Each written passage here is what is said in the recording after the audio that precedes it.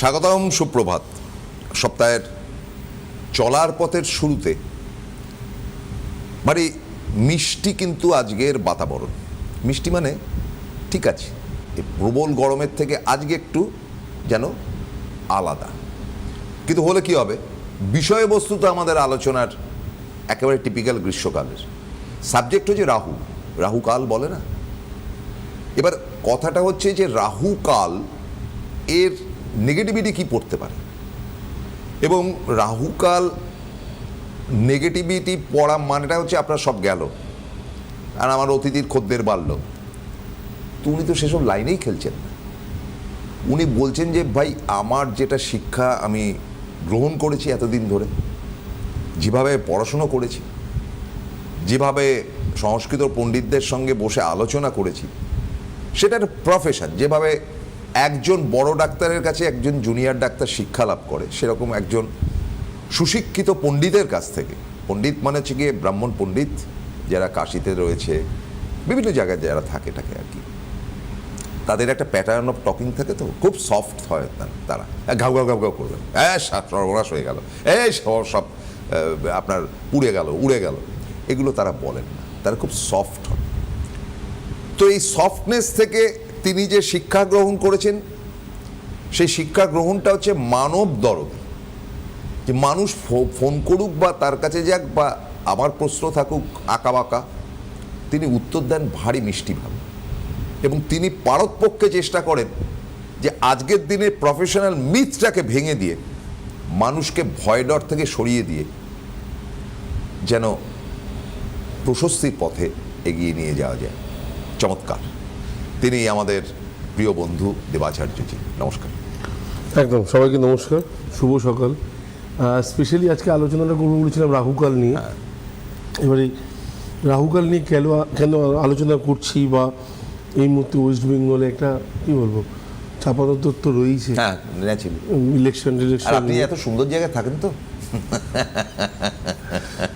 কোথাও ওখানে কন্ট্রোল, হ্যাঁ থাকি, কিন্তু না, আমার জায়গাটা খুব শান্তপ্রিয়, মিথ্যা তো না। আপনার নৈহাটি বলে যে জায়গাটা, তারা শিক্ষাদান করেছিলেন, তাদের ওখান থেকে যারা উঠে এসছিলেন, বঙ্কিমচন্দ্র থেকে শুরু করে, হ্যাঁ, সমরেশ বোস থেকে শুরু করে, শ্যামল মিত্র থেকে শুরু করে, বিরাট রবীন্দ্রনাথ ভট্টাচার্য থেকে শুরু করে যারা উঠে এসছেন, আপনি বা কম কিসে, তো যাই হোক, তাদের প্রতি কিন্তু শ্রদ্ধা বা তাদের লেখনী বা তাদের আমাদের প্রতি তাদের অবদান সে চিরস্মরণীয়। তার থেকে আমাদের শিক্ষা লাভ হয়েছে। রবীন্দ্রনাথ মেনে নিয়েছে, তো আমি কে? তো তার থেকে বড় কথা আমার জন্মভূমি, তো তার জন্য আমি সবসময় বেটারই বলি, বেটার মানে সব থেকে ভালো। এবং আরেকটা জায়গা হচ্ছে যে রাহুকাল নিয়ে আলোচনা করছিলাম, এটা হয়তো কিছু কিছু মানুষ বুঝতে পারবেন যে আমি কেন রাহুকাল নিয়ে আলোচনা করছি। তো রাহুকালের সময়টাতে কি হয়, রাহুকালের সময়টাতে আমার অনেক কিছু হারানোর সম্ভাবনা থাকে, আমার অনেক কিছু চলে যাওয়ার সম্ভাবনা থাকে, মানে সাধারণ মানুষের ক্ষেত্রে হলে অর্থনাশ, আর সেকেন্ড হচ্ছে বাড়িতে যদি স্পেশালি কারোর চলতে থাকে, আমরা বলি যে রাহুকাল এসছে, তার জন্য এই জিনিসগুলো হওয়ারই, হসপিটালাইজেশন, এই জিনিসগুলোর মধ্যে একটা হসপিটালাইজড হয়ে যাওয়ার একটা বড় সমস্যা, বাড়ি ঘরও পর্যন্ত বিক্রি হওয়ার মতো একটা জায়গায় চলে আসে। তো আমরা বলি যে রাহুর একটা খারাপ দশা চলছে, এর জন্য আমাদের লাইফে এরকম হয়, বা জ্যোতিষীর কাছে গেলেও জ্যোতিষী সেম কথাগুলোই বলে থাকেন। তো এর থেকে বেরোনোর রাস্তা কি? প্রথম কথা হচ্ছে, রাহু কি প্রত্যেকের জীবনেই খুব খারাপ এফেক্ট ফেলে নাকি, সেটা আগে দেখতে হবে। না, রাহু সবসময় সবার লাইফেই যে নেগেটিভ এফেক্ট ফেলতে যাবে, এটা কোনো কারণেই সত্য নয়। রাহু যদি 6 হাউস 12 হাউসে থাকে, দেখবেন খুব খারাপ ফল দেবে না, একদম বয়সকালে গিয়ে হয়তো একটু ডিস্টার্ব করতে পারে। বাকি রাহু যদি থাকে, আপনি দেখবেন যে বাইরের খাবারের প্রতি একটা প্রবণতা বাড়ে মানুষের, মানে যেগুলো খাওয়ার পরে একটু পেটের সমস্যা বাড়তে পারে, শারীরিক জায়গাটা একটু ডিস্টার্ব হতে পারে, ওজনের দিক থেকে হয়তো একটুখানি নর্মালি বৃদ্ধি পাওয়ার একটা যোগ থাকে। তো এই জায়গাগুলো আমার মনে হয় যে রাহু অবশ্যই করায়। সেকেন্ড অপশানে যদি আসি, তাহলে রাহু কী করাতে পারে? রাহু যদি ডিস্টার্ব হয়, আপনি দেখবেন ছেলে মেয়েদের মধ্যে একটা বড় প্রবণতা থাকে, যদি রাহু ডিস্টার্ব থাকে ভুলে যাওয়ার। আচ্ছা, একটা কথা দুবারের পরিবর্তে 3বার বলতে হয়, বা ডিলে করার ব্যাপারটা শনি নিয়ে আসে। কিন্তু রাহু শনি যদি একসাথে চলে আসে, তাহলে সেক্ষেত্রে দেখবেন ভুলেও যাচ্ছে, ডিলেও করছে, মানে যেমন একটু ঘরের মানুষের মতো আর মানুষ নেই, একটু আলাদা মানুষের মতো বিহেভিয়ার। তো এই জিনিসটা তো এই জিনিস থেকে প্রতিকার পেতে গেলে কী করতে হবে? প্রথম কথা হচ্ছে যে দেখুন, রাহুর বিভিন্ন ধরনের মন্ত্র আছে, জপ আছে, সেগুলো তো মানে আমার মনে হয় ছোটোদের দ্বারা, বাচ্চাদের দ্বারা কখনো করা সম্ভব না। মন্ত্রের যে মূল রিজন, যেটা আমি করব, যেটা আমার মন থেকে উচ্চারিত হবে, সেই জিনিসটা তাদের মধ্যে, সেই ফিলিংসটা থাকবে না। এটা একজন সিনিয়র ব্যক্তি করতে পারে। তো বাচ্চাদের ক্ষেত্রে কী করতে পারেন? বাচ্চাদের ক্ষেত্রে অ্যাভয়েড করবেন, ব্ল্যাক ড্রেসগুলো একটুখানি অ্যাভয়েড করবেন, তাহলে আমার মনে হয় একটু বেটার। ভুলে যাওয়ার প্রবণতা দেখবেন, একটু টিনেজার গ্রুপে যারা থাকে না, তাদের একটু ব্ল্যাকটা বেশি পড়তে ইচ্ছা করে, বা 16-17 এই বয়সটা, বা 15-16 এই জায়গাটাতে একটু কালোটাকে বেশি অ্যাট্রাক্টিভ ওদের কাছে লাগে। তো আমার কাছেও লাগে এখনও অবধি, এটা কথা না, কিন্তু তার সত্ত্বেও বলি যে মেন সেই জায়গাটাতে ভুলে যাওয়ার প্রবণতাটা বাড়িয়ে দেয়। কালারের দিক থেকে এটা বলতে পারি। দ্বিতীয় কথা হচ্ছে রাহুর বিভিন্ন প্রতিকার আছে, সেগুলো করাতে পারেন। এবং শুধু তাই নয়, একটু ঠান্ডা জাতীয় খাবার, মানে আমি বলছি না ডিপ ফ্রিজের খাবার খেতে, গরম ভাত না খেয়ে ভাতটাকে একটু ঠান্ডা করে খাওয়াটা আমার মনে হয় বেটার। গরম চা খাওয়া বা গরম হরলিক্স খাওয়া, পানীয় কিছু খেলে সেগুলো খুব গরম না খেয়ে একটু ঠান্ডা করে খাওয়াটা বাচ্চাদের পক্ষে স্পেশালি ভালো। বয়স্কদের ক্ষেত্রে বলবো অবশ্যই ঠান্ডা জাতীয় খাবারই খান, আর কালো থেকে একটুখানি অ্যাভয়েড করুন। স্পেশালি আমরা জানি যে 13 ওয়ার্ডটাতে যদি নিউমেরিক ওয়ার্ডে আসি, তাহলে 13 তো অবশ্যই ধ্বংসের প্রতীক, কারণ রাহু থাকে। আর 13 সবসময় নেগেটিভ হয়। 13 মানে হচ্ছে আনলাকি 13। বহু হোটেল আছে যেখানে 13 নম্বর রুম নেই, 12 AB থাকে, তারপরে হয়তো 14 থাকছে, তো এইভাবে থাকে। তো স্পেশালি আমরা যদি খেয়াল করি যে 13টা আমাদের লাইফে কোথাও না কোথাও মনে হয় যে ক্ষতিকারক। সবার ক্ষেত্রে তা একদমই নয়, কারণ আমরা যদি দেখি 2011 সালে 13ই মার্চ, মনে হয় না, 13ই মে, 13ই মে বেরিয়েছিল, 13ই মে রেজাল্ট বেরিয়েছিল। আমাদের মুখ্যমন্ত্রী সেই সময় লাভ করলেন। তো 13 তারিখটা যদি খারাপ হতো, কিন্তু আপনি যদি টোটাল সংখ্যাটা যোগ করে দেখেন, তাহলে টোটাল সংখ্যাটা যেটা হবে 2011 মে মাস, মানে 5 + 13, এটা যোগ করে যেটা আসবে সেটাকে ক্যালকুলেশন করা দরকার। কেউ কেউ হয়তো শুধু 13-এর প্রতি আকৃষ্ট হয়ে নিজের কোনো একটা স্পেশাল ডেটকে 13 তারিখে কনভার্ট করে দিলেন, এইরকম করবেন না, তাহলে হয়তো রেজাল্টটা উল্টো আসতে পারে। আগে সম্পূর্ণটা জানবেন, কারণ লোকে তো বলবি যে 13ই মার্চ তো উনি এসেছিলেন, মুখ্যমন্ত্রী এসেছিলেন, তো খারাপ কী আছে? 13ই মে এসেছিলেন, যে 13-র সাথে মে মাসটাকেও অ্যাড করুন, প্লাস 2011টাকেও অ্যাড করুন, তো করলে পরে যে সংখ্যাটা আছে সেটা কত আসছে। তো এগুলো নিয়ে 13ই আসছে। হ্যাঁ, এই যে হ্যাঁ, তো সেই জায়গাটা দেখবেন, দেখার পরে দেখবেন যে সেটা তার পক্ষে কতটা ভালো ছিল। তো এবার তার পক্ষে ভালো ছিল, এই জায়গাগুলোকে নিয়ে আমার মনে হয় যে অনেক আলোচনা আছে। এবং রাহুকে নিয়ে স্পেশালি আলোচনা করার কারণ হচ্ছে, বললাম যে কিছু তো রিজন থাকে, আমাদের রাজ্য বলুন বা আমাদের সাধারণ মানুষদের মধ্যে বলুন, প্রতিটি জায়গায় রাহুর একটা স্পেশালি ভূমিকা থাকে। তো রাহু মানুষকে লাইফে 0 থেকে হিরো করতে পারে, সেই জায়গাটা আমাদের জানা নেই। এবং আমরা বহু মানুষকে দেখেছি যে যারা তো কিছু ছিল না, সে আজকে অনেক কিছুর মালিক, তার নিজের চেষ্টায় তার নিজের সাফল্যটাকে টেনে নিয়ে এসছে। কিন্তু তার মূলাঙ্ক বলুন, তার টোটাল সংখ্যাটা বলুন, বসুন্ধাকে জিজ্ঞাসা করলে গুণে 13 দেখিয়ে দিতে পারবেন। এটা হচ্ছে মেন জিনিস। তো এই 13 মানে 4টা তার লাইফে খুব, মানে কী বলবো, প্রভাব ফেলেছে। তার যে মোবাইল সংখ্যা বলুন, সমস্ত জায়গা বলুন, সেই জায়গাগুলোতে 4-এর আধিপত্যটা অনেক বেশি। 4-এর পরেই যদি আমি আসি 13-এর পরে যদি কিছু আসে 22, তো এইভাবে ক্যালকুলেশনগুলোতে আনতে হয়। দ্বিতীয় জায়গা হচ্ছে যে 13 থাকলে পরে একটা জায়গাতে দেখবেন সেই ব্যক্তি বা সেই জাতক জাতিকার মধ্যে অনেক কিছু পজিটিভ থাকে, কিন্তু সবথেকে বড় কথা, এরা হয়তো হঠাৎ করে রেগেও যায়, কিন্তু সবথেকে দেখবেন এদের কথাবার্তা বা এদের বিহেভিয়ার বা আপনার উপর রাগ করে থাকার সময়কাল হচ্ছে খুব বেশি হলে 10 মিনিট। 10 মিনিট, অসাধারণ, আপনি জমিয়ে বলছেন। আরেকটা কথা আমি আপনার সম্বন্ধে বলবো, যে আপনি 12-13 আমি আপনাকে বুঝি না, হিরো বুঝি। 13 না, 13-9 হিরো, এটা বুঝি এই কারণে। কেন রেসপেক্টটা আসে জানেন তো? আমার তো বয়স হলো অনেকটা, আমি তো জীবনে অনেক ধরনের মানুষ দেখলাম। আপনার সব থেকে বড় গুণ হচ্ছে যে একটা সাবজেক্টের প্যানিকি জায়গাটাকে ধরে সেটাকে স্ম্যাশ করে দেন। এটা খুব ভয়ঙ্কর, এই শুনেছি আমরা বাজারে, বলে সেটাতে একটা পোলতেতে আগুন লাগিয়ে সেটাকে উড়িয়ে দিচ্ছে। এটার উত্তর আপনি দেবেন, কারণ এটা তো আপনার প্রফেশনের ক্ষেত্রে ডেঞ্জারাস। কারণ আপনি যত বেশি চমকাবেন, যত বেশি ধমকাবেন, তত বেশি আপনার খদ্দের বাড়বে। আর আপনি সেই খদ্দের আনার জায়গাটা আপনি দিল দৌড়িয়ে একেবারে ইয়ে হয়ে যাচ্ছেন যীশুখ্রিস্ট, যে না না আমার দরকার নেই, যেটা রয়েছে শাস্ত্রে আমি সেটাই বলবো। কেন রে বাবা, আপনি আমাকে উত্তর দিন তো এটা, তারপরে আমি পরের প্রশ্নে যাচ্ছি। মেন ব্যাপার হচ্ছে খদ্দের বলে কিছু হয় না, চাই প্রবলেম থাকলে পরে মানুষ আসেন অবশ্যই, এবং এরকম বহু মানুষ আছেন যারা আসেন আমার কাছে, আমি অস্বীকার করব না, এটা অবশ্যই প্রভুর ইচ্ছা। দ্বিতীয় কথা, আমার আলোচনাটা প্রভুভিত্তিক থাকে এবং আমার মনে হয় তাকে স্মরণ করলে পরে দেবাচার্য, বারবার করি তো বলি, দেবাচার্যের কোনো দরকারই নেই তার লাইফে, কিন্তু বহু মানুষ আছেন যারা হয়তো কী বলবো, মানে আমার কাছে যারা আসেন তাদের সাথে রিলেশনটা শুধুমাত্র ওই ক্লায়েন্ট ভিত্তিক, এখনও পর্যন্ত কারোর সাথে এরকম হয়নি।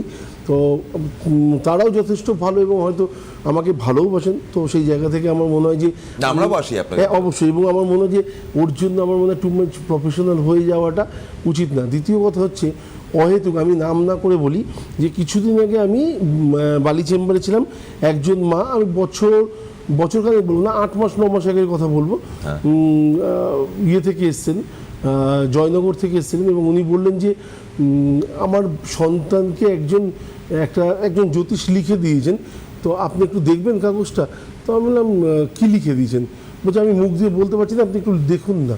তো আমি দেখলাম যে সন্তানের পড়াশোনার স্থান খারাপ, সন্তানের এটা খারাপ, সন্তানের ওটা খারাপ, সব খারাপ। হ্যাঁ খারাপ, ঠিক আছে, এই খারাপটা তো মানা যেতেই পারে যে উনি খারাপ পেয়েছেন, খারাপ লিখেছেন। এবং শেষের লাইনটা লিখেছেন, সন্তানের আগামী 6 মাসের মধ্যে অপঘাতে মৃত্যু। তো আমার কাছে মনে হয় যদি উনি সত্যি একজন পিতা হন বা জ্যোতিষী, তো উনি পরে, আগে তো সাংসারিক মানবিক লোক হন, মাটা 51 দিন রাত্রিবেলায় ঘুমায়নি, 52 দিনের মাথায় আমার কাছে এসছেন। আমার বাড়িতেও সন্তান আছে, আমাকে কেউ যদি লিখে দেয় এই ওয়ার্ডটা, আমার অবস্থাটা কি হবে? আমি হয়তো বাড়ি থেকেই বেরোতে পারবো না। ঠিক। তো এটা কি জ্যোতিষের পাঠ? আমি মানে কি বলবো, ঘৃণাবোধ করি, রিয়েলি বলছি, ঘৃণাবোধ করি। আমার দরকার নেই এরকম। যার জন্য কি হয় জানেন তো, ধরুন আমাদের টিভি প্রোগ্রাম বলুন, বা বাচ্চা 11 বছর বয়স, মায়ের বুক থেকে সরে যাওয়ার মানেটা বোঝেন উনি, অপঘাতে মৃত্যু, এটা বলতে পারতেন, এটা লিখে দিতে পারতেন, এটা সমস্যা আসতে পারে, সাবধানে থাকুক, ওর একটুখানি বেশি সমস্যা আছে, সতর্কতার দরকার আছে, আপনারা চোখে চোখে রাখুন, বহুভাবে বলার রাস্তা আছে। ঘৃণাবোধ করছি। আমি তো এমনও শুনেছি আপনার সম্বন্ধে যে আপনি টেরিফিক খারাপ কোনো একটা দেখেছেন, আপনার চোখে মুখের এক্সপ্রেশন আপনি যেভাবে ভালো ডাক্তাররা করেন আর কি, যে দেখছেন যে খুব খারাপ অবস্থা, তার মা বললো যে এরকম 2-4 জায়গায় দেখিয়েছি, আপনার কাছে এসে বলছি, কিন্তু তারপরেও বা আপনি এক্সপ্রেশন চেঞ্জ, না কিচ্ছু নেই, এই ব্যাপারগুলো আপনি ঠিক করে নিন, হয়ে যাবে, ও কোনো সমস্যা নেই, আরে এগিয়ে যান, কে বলেছে এগুলো? এই যে প্যাটার্নটা আপনি জানেন কিন্তু ওর খারাপ আছে একদম, তা সত্ত্বেও আপনি ওকে ধরতেই দিলেন না। এবং একটা লোক আপনার বাড়িতে এসছে, একজন মা এসছেন আপনার বাড়িতে, তিনি যতটা আতঙ্কিত হয়ে এলেন ততটাই দিল খুলে গেলেন। এই যে একটা মনের আনন্দ, দুরকম কাজ করলেন কিন্তু আপনি। একদার হরোস্কোপটাকে চ্যালেঞ্জ দিয়ে আপনি বললেন যে আমি আছি, বা ঠিক আছে ঈশ্বর আছে তোমার সঙ্গে, ঈশ্বর ভক্ত।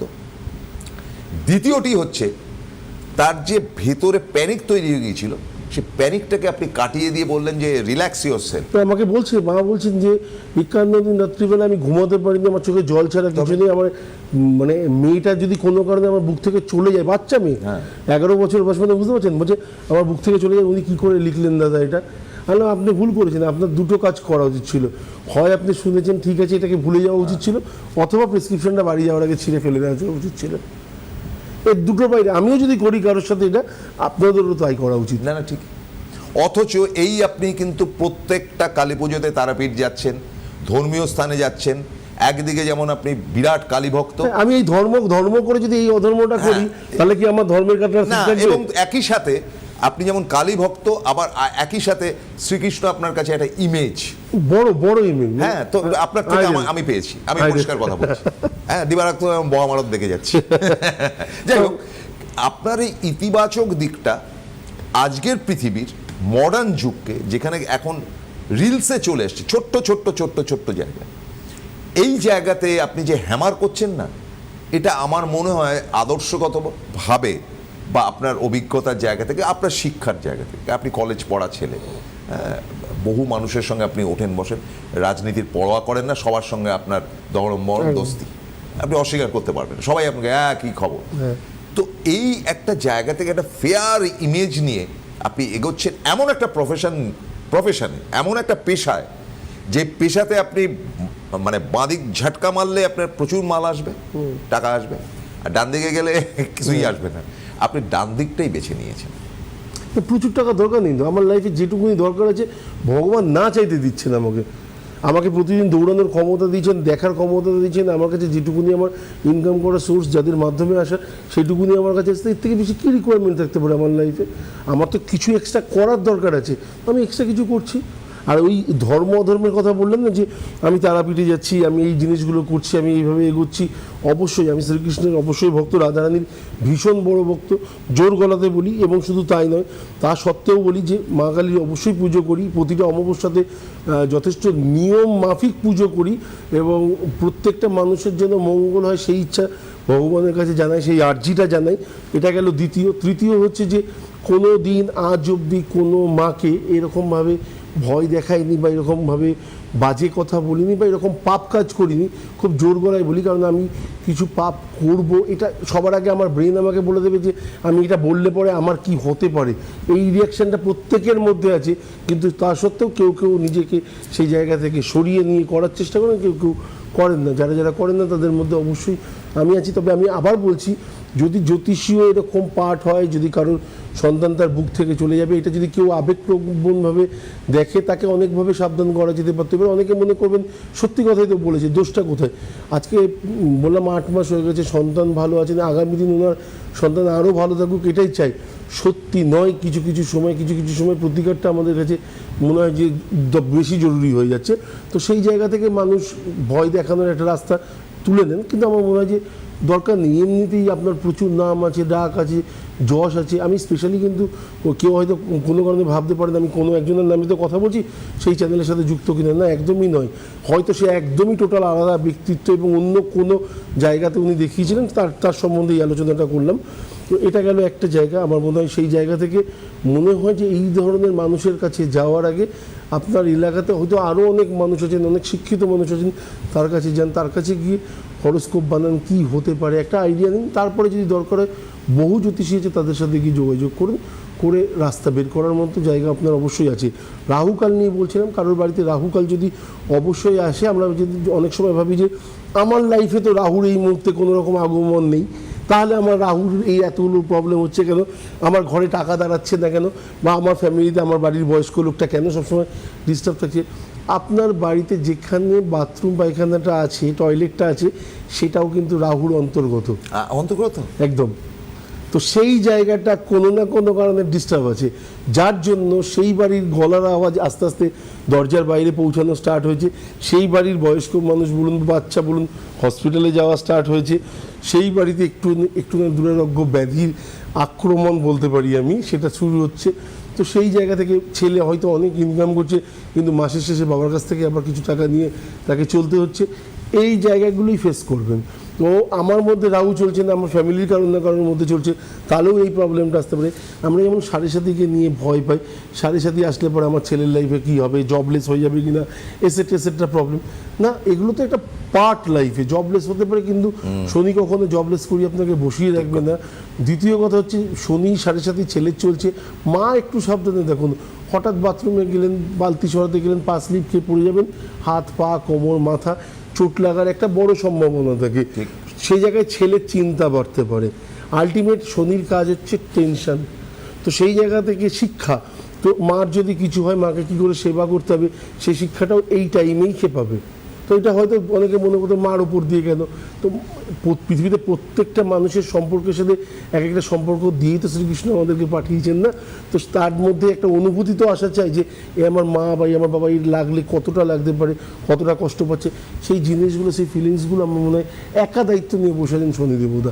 তাকে বিনা কারণে আমরা বাজে কথা গালাগালি করে কোনো লাভ নেই, তার প্রতি রুষ্ট হয়ে লাভ নেই। কারণ আমরা রুষ্ট হয়ে তার কিচ্ছু করতে পারবো না, সেই রুষ্ট হলে আমাকে শেষ করে দিতে পারে, শেষ মানে আমাকে খারাপ পজিশনে রেখে দিতে পারে। তার প্রতি আনুগত্য রাখুন, তার প্রতি তার নিজেকে সমর্পণ করুন। বলুন, প্রভু তুমি আমার লাইফে এসছো, এই সময়টাতে রয়েছো, সব থেকে বড় চমৎকারগুলো তুমি করাতে পারো, তুমি করিয়ে দিও। কি কি চাই আপনার বলার দরকার নেই, ভগবানকে লিমিটেশনে বেঁধে কখনো লাভ নেই।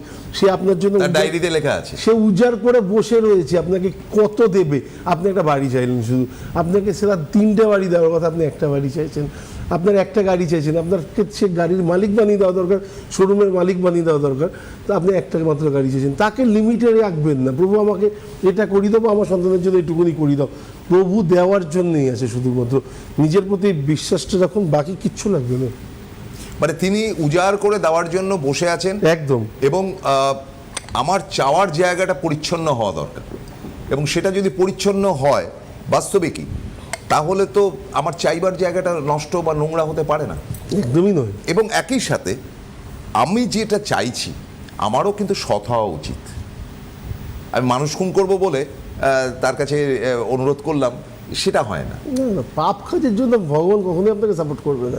আবার এই কৃষ্ণ ওই পাপের ফলটা দেওয়ার জন্য দাঁড়িয়ে রয়েছে। আবার এই কৃষ্ণই যেমন ধ্বংস করেছিলেন কৌরব বংশকে, অর্জুন ফর্জুন কিচ্ছু না, সমস্ত প্ল্যান ওর, বলে একে শিখণ্ডীকে দাঁড় করাও, কিল হিম, এটা তো বলেছিল, কিল হিম। বিশ্বকে সব থেকে প্রিয় ছিল বিশ্ব, পরপর তীর দিয়ে একদম খতম করে দিল স্বেচ্ছায় মৃত্যু। হ্যাঁ, স্বেচ্ছা। তারপরে ওনাকে তো কারোর মারার ক্ষমতা ছিল না। কর্ণর যে ওর দাদা একবারও বলেনি, কৃষ্ণ জানতেন, বলে মারো, ও তো আটকে গেছে, মারো। এই যে প্রত্যেকটা মৃত্যু, কর্ণের চাকা যখন আটকে গেছিল, চাকা আটকে গেছিল, যখন দ্রোণাচার্যর কে মিথ্যা কথা বলা হলো যে অশ্বত্থমা হতো ইতি গজ, সেটাও কৃষ্ণের প্ল্যান ছিল একদম, যে ওই হাতিটাকে মারতো, ভীম মারলো, মেরে তাহলে প্রত্যেকটা দুর্যোধনকে উড়ুতে মারবার প্ল্যানিংও কৃষ্ণের। একদম। অর্থাৎ এতগুলো হত্যাকাণ্ড হয়েছে, তার মানে পেছন থেকে কিল হিম এটা বলার জন্য ছিল কৃষ্ণ। একদম। তাহলে আমার কথাটা হচ্ছে দুষ্টের দমন তিনি করতে চেয়েছেন। একদম। এমন কোনো কাজ করবে না যেন শত্রু তৈরি হয়, আবার এমন কোনো কিছু জায়গাতে প্রতিবাদ করা প্রয়োজন আপনি করছেন না, এটাও আপনার অন্যায়।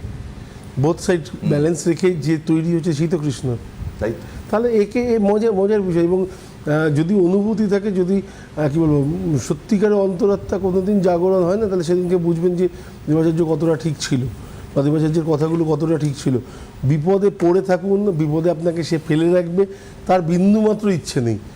আপনার বিপদ রয়েছে, আপনাকে বিপদ থেকে সে বের করে দেবে। শুধুমাত্র বিপদটাকে বিপদ ভাববেন যতক্ষণ, ততক্ষণ পর্যন্ত তার আগমন হবে না। বিপদটাকে শিক্ষা ভেবে নিন, আজকে সকালে শিক্ষা ভাবুন, সন্ধ্যের মধ্যে রেজাল্ট পেয়ে যাবেন, সে আপনার পাশে দাঁড়িয়ে আছে। এটা হচ্ছে না, অবশ্যই তার লীলা বলতে পারেন। এবং আমি আপনাকে একটা কথা বলেছিলাম যে আমরা বিভিন্ন লোক বিভিন্নভাবে দেখি। মাধব দাসের গল্প আপনাকে করেছিলাম।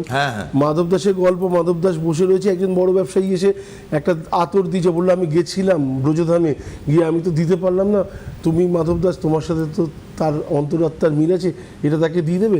মাধব দাস নিয়ে আতরটাকে, মানে খুব দামি আতর তখনকার ডেটে, মাটির মধ্যে ঢেলে দিল। বললো বাবা, আমি তোমাকে এটা দিলাম আমি ব্রজকে দেওয়ার জন্য, তুমি এটা নিচে ফেলে দিলে। বলছে তুমি দেখছো আমি নিচে দিচ্ছি, আমি দেখছি রাধারানী রাধারানী চরণে দিচ্ছি, এবং তুমি এখন মন্দিরে যাও, তুমি মন্দিরে গেলে ব্রজর দেখা পেয়ে যাবে।